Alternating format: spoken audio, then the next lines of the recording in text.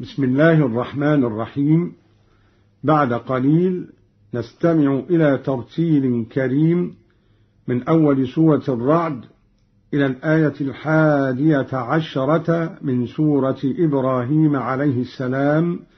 برواية قالون عن نافع.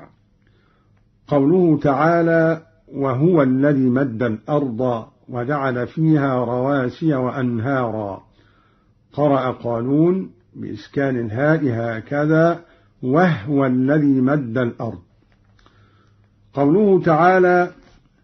من أعناب وزرع ونخيل صنوان وغير صنوان. قرأ قالون بجر العين واللام والنون والراء هكذا: من أعناب وزرع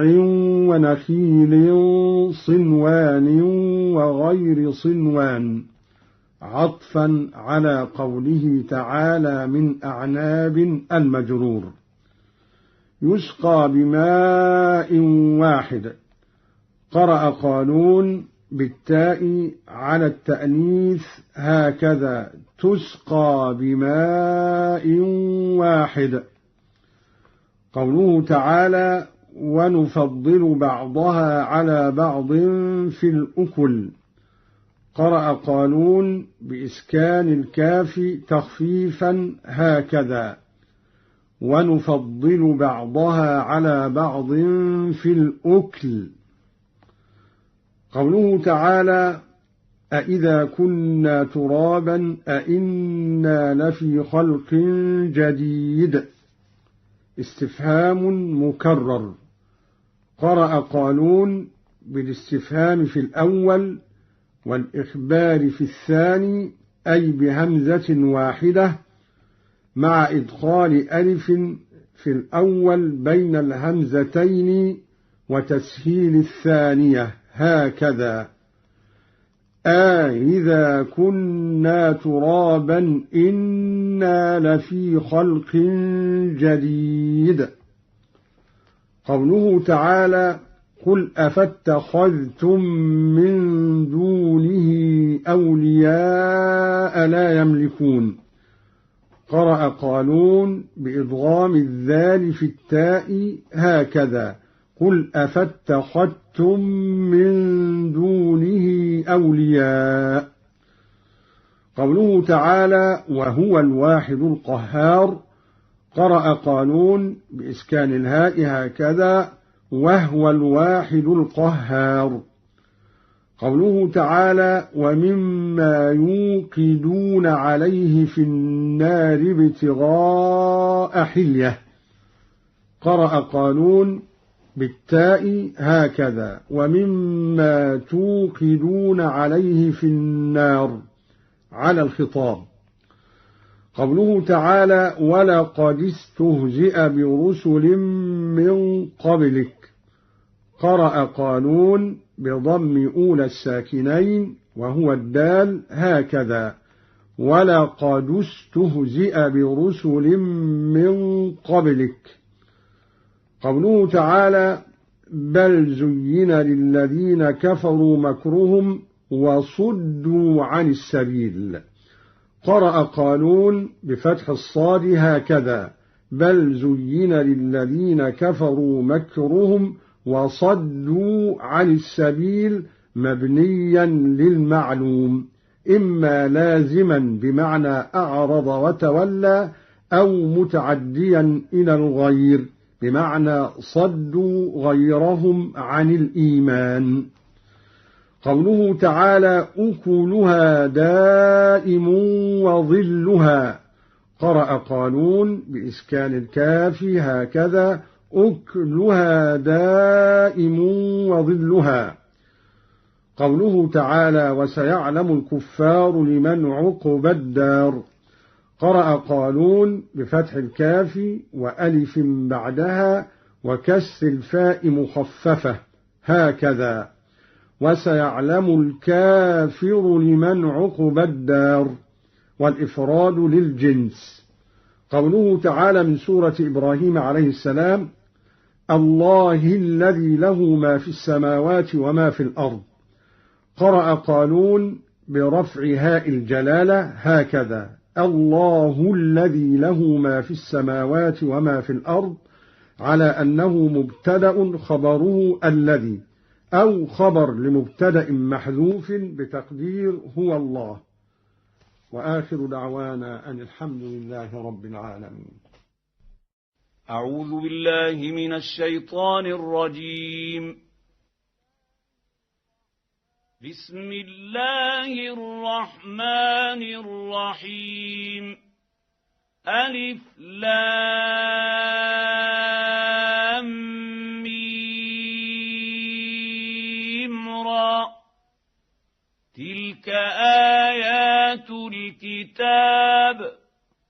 والذي أنزل إليك من ربك الحق ولكن أكثر الناس لا يؤمنون. الله الذي رفع السماوات بغير عمد ترونها ثم استوى على العرش وسخر الشمس والقمر كل يجري لأجل مسمى يدبر الأمر يفصل الآيات لعلكم بلقاء ربكم توقنون. وهو الذي مد الأرض وجعل فيها رواسي وأنهارا ومن كل الثمرات جعل فيها زوجين اثنين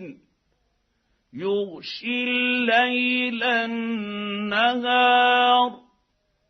إن في ذلك لآيات لقوم يتفكرون.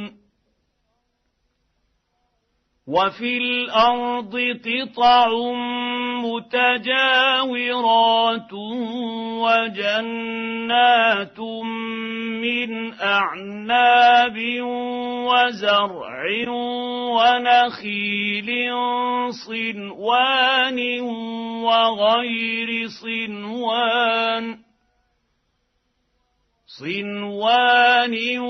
وغير صنوان تسقى بماء واحد ونفضل بعضها على بعض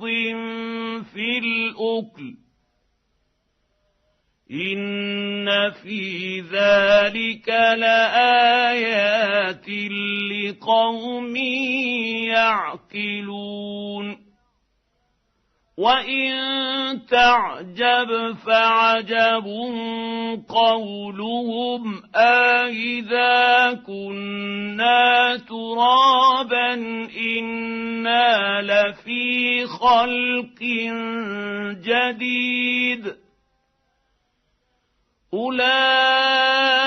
الذين كفروا بربهم وأولئك الأغلال في أعناقهم وأولئك أصحاب النار هم فيها خالدون. ويستعجلونك بالسيئة قبل الحسنة وقد خلت من قبلهم المثلات وإن ربك ربك لذو مغفرة للناس على ظلمهم وإن ربك لشديد العقاب ويقول الذين كفروا لولا أنزل عليه آية من ربه إنما أنت منذر ولكل قوم هاد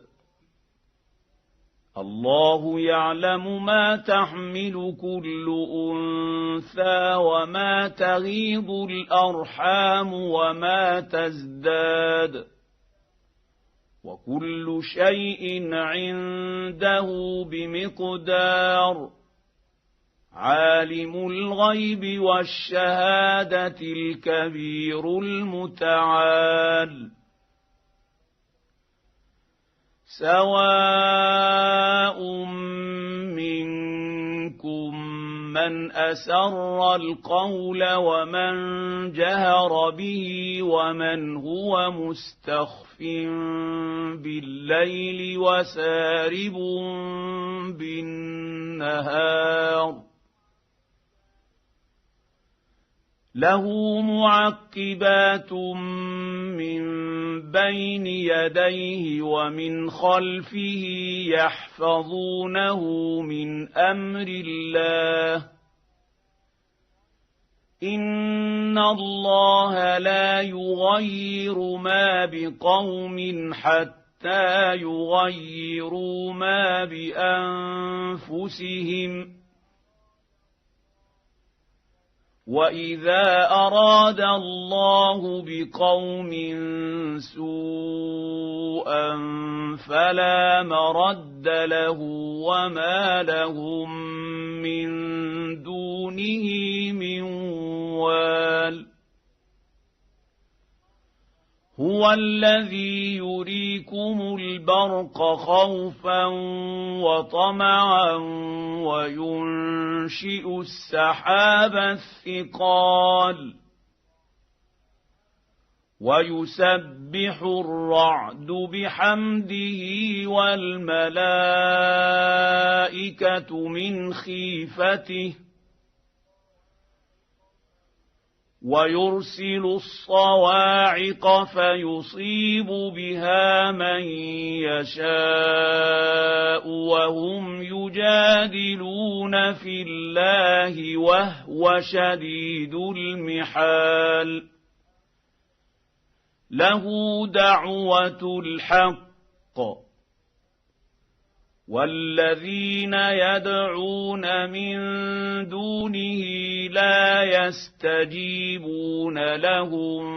بشيء إلا كباسط كفيه إلى الماء ليبلغ فاه وما هو ببالغه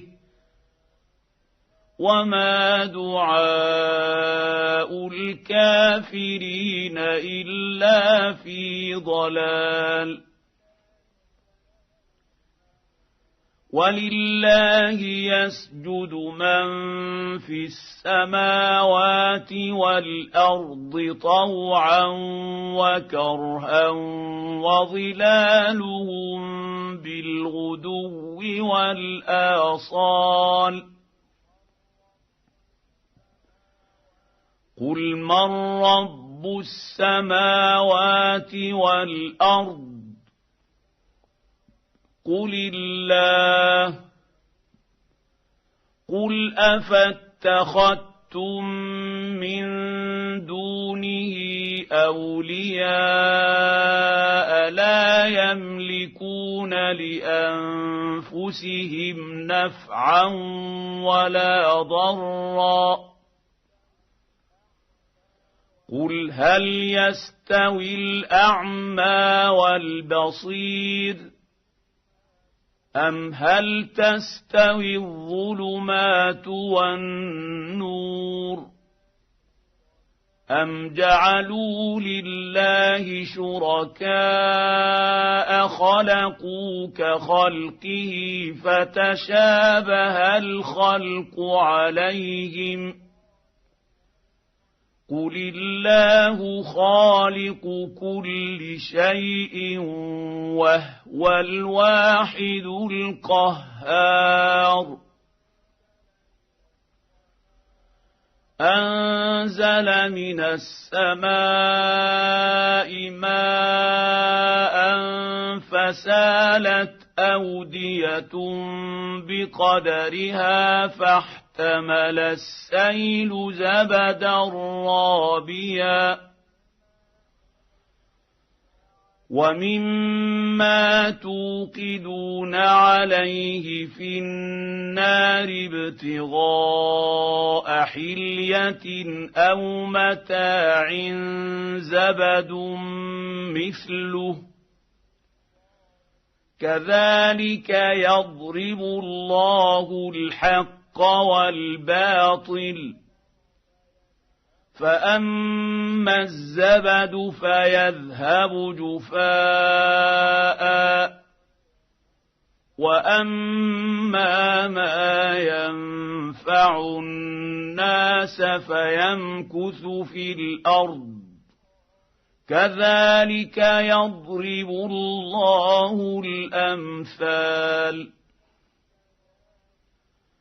لِلَّذِينَ اسْتَجَابُوا لِرَبِّهِمُ الْحُسْنَىٰ ۚ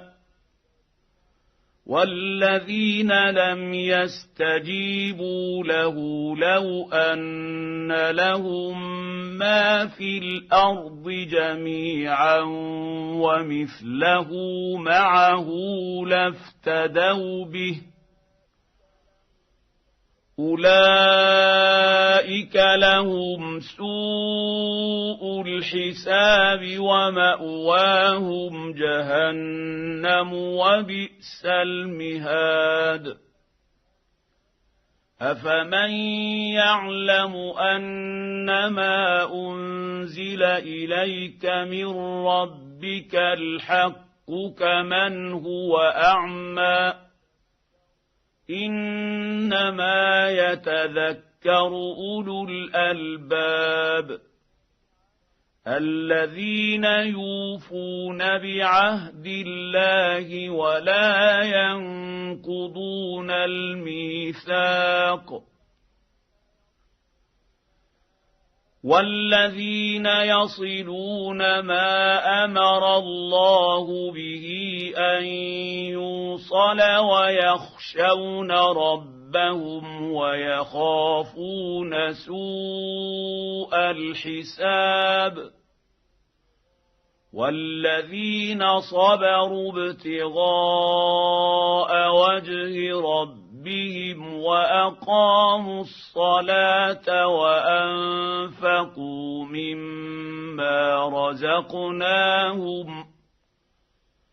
وَأَنفَقُوا مِمَّا رَزَقْنَاهُمْ سِرًّا وَعَلَانِيَةً وَيَدْرَءُونَ بِالْحَسَنَةِ السَّيِّئَةَ ۚ أُولَٰئِكَ لَهُمْ عُقْبَى الدَّارِ جَنَّاتُ عَدْنٍ يَدْخُلُونَهَا وَمَن صَلَحَ مِنْ آبَائِهِمْ وَأَزْوَاجِهِمْ وَذُرِّيَّاتِهِمْ ۖ وَالْمَلَائِكَةُ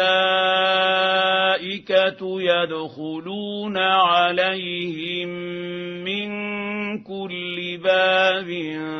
سَلَامٌ عَلَيْكُم بِمَا صَبَرْتُمْ فَنِعْمَ عُقْبَى الدَّارِ والذين ينقضون عهد الله من بعد ميثاقه ويقطعون ما أمر الله به أن يوصل ويفسدون في الأرض أولئك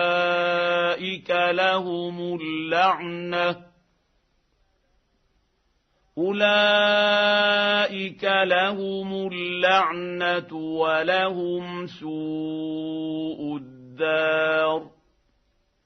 الله يبسط الرزق لمن يشاء ويقدر وفرحوا بالحياة الدنيا وما الحياة الدنيا في الآخرة إلا متاع ويقول الذين كفروا لولا أنزل عليه آية من ربه قل إن الله يضل من يشاء ويهدي إليه من أناب الذين آمنوا وتطمئن قلوبهم بذكر الله ألا بذكر الله تطمئن القلوب الذين آمنوا وعملوا الصالحات طوبى لهم وحسن مآب كذلك أرسلناك في أمة قد خلت من قبلها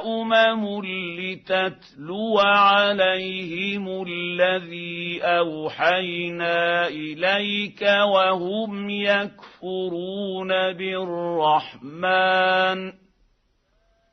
قل هو ربي لا إله إلا هو عليه توكلت وإليه متاب ولو أن قرآنا سيرت به الجبال أو قطعت به الأرض أو كلم به الموتى بل لله الأمر جميعا أفلم ييأس الذين آمنوا أن لو يشاء الله لهدى الناس جميعا ولا يزال الذين كفروا تصيبهم بما صنعوا قارعة أو تحل قريبا من دارهم حتى يأتي وعد الله إن الله لا يخلف الميعاد ولقد استهزئ برسل من قبلك فأمليت للذين كفروا ثم أخذتهم فكيف كان عقاب أفمن هو قائم على كل نفس بما كسبت وجعلوا لله شركاء قل سموهم أم تنبئونه بما لا يعلم في الأرض أم بظاهر من القول بل زين للذين كفروا مكرهم وصدوا وصدوا عن السبيل ومن يضلل الله فما له من هاد لهم عذاب في الحياة الدنيا ولعذاب الآخرة أشق وما لهم من الله من واق مثل الجنة التي وعد المتقون تجري من تحتها الأنهار أكلها دائم وظلها تلك عقبى الذين اتقوا وعقبى الكافرين النار والذين آتيناهم الكتاب يفرحون بما أنزل إليك ومن الأحزاب من ينكر بعضه قل إنما أمرت أن أعبد الله ولا أشرك به إليه أدعو وإليه مآب وكذلك أنزلناه حكما عربيا ولئن اتبعت أهواءهم بعدما جاءك من العلم ما لك من الله من ولي ولا واق ولقد أرسلنا رسلا من قبلك وجعلنا لهم أزواجا وذرية وما كان لرسول أن يأتي بآية إلا بإذن الله لكل أجل كتاب يمحو الله ما يشاء ويثبت وعنده أم الكتاب وإما نرينك بعض الذي نعدهم أو نتوفينك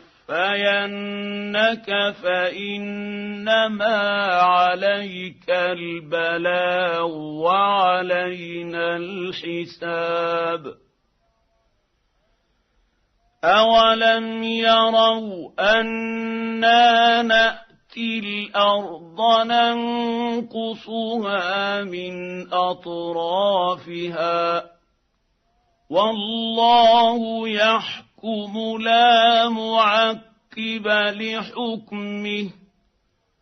وهو سريع الحساب وقد مكر الذين من قبلهم فلله المكر جميعا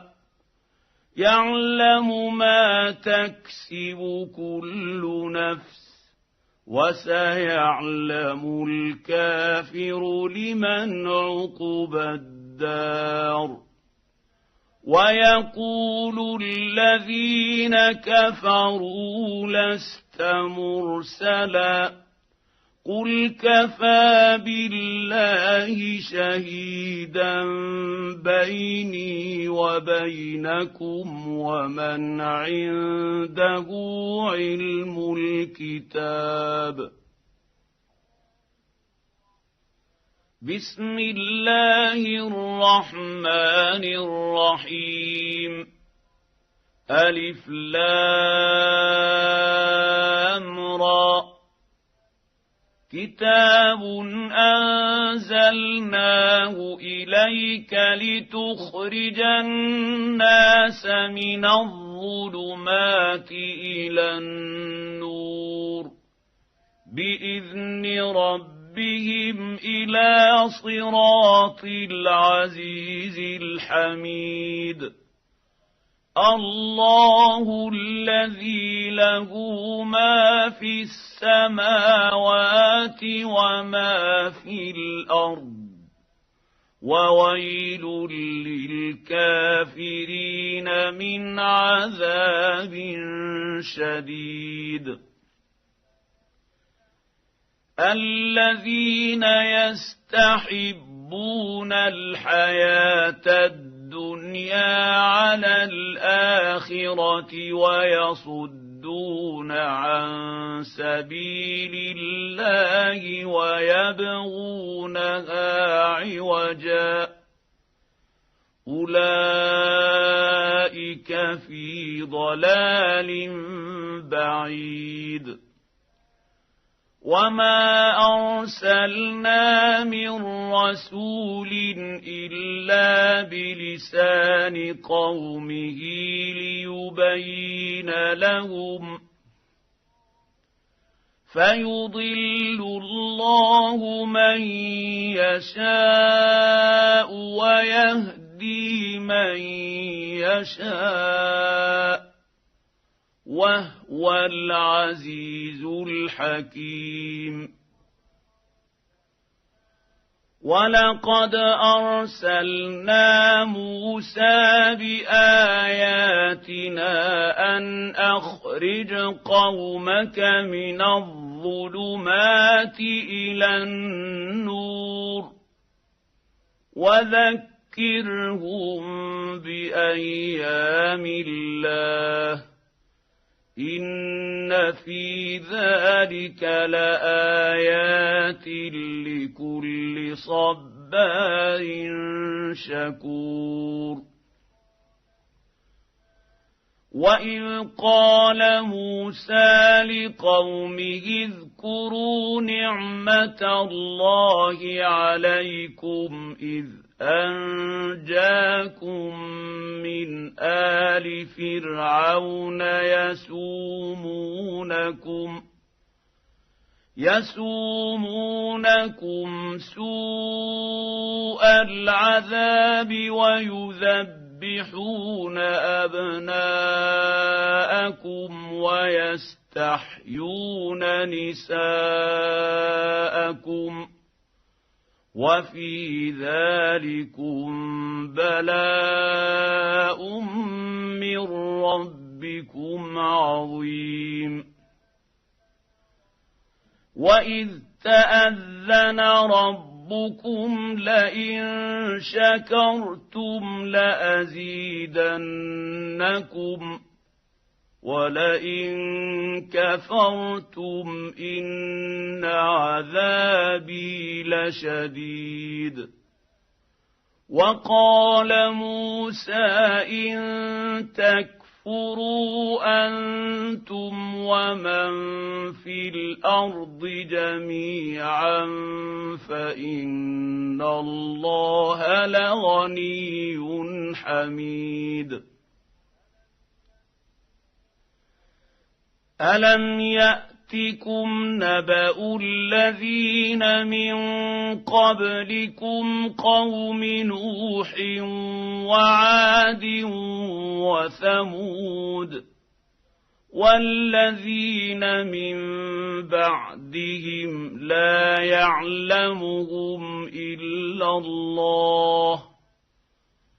جاءتهم رسلهم بالبينات فردوا أيديهم في أفواههم وقالوا إنا كفرنا بما أرسلتم به وإنا لفي شك مما ما تدعوننا إليه مريب قالت رسلهم أفي الله شك فاطر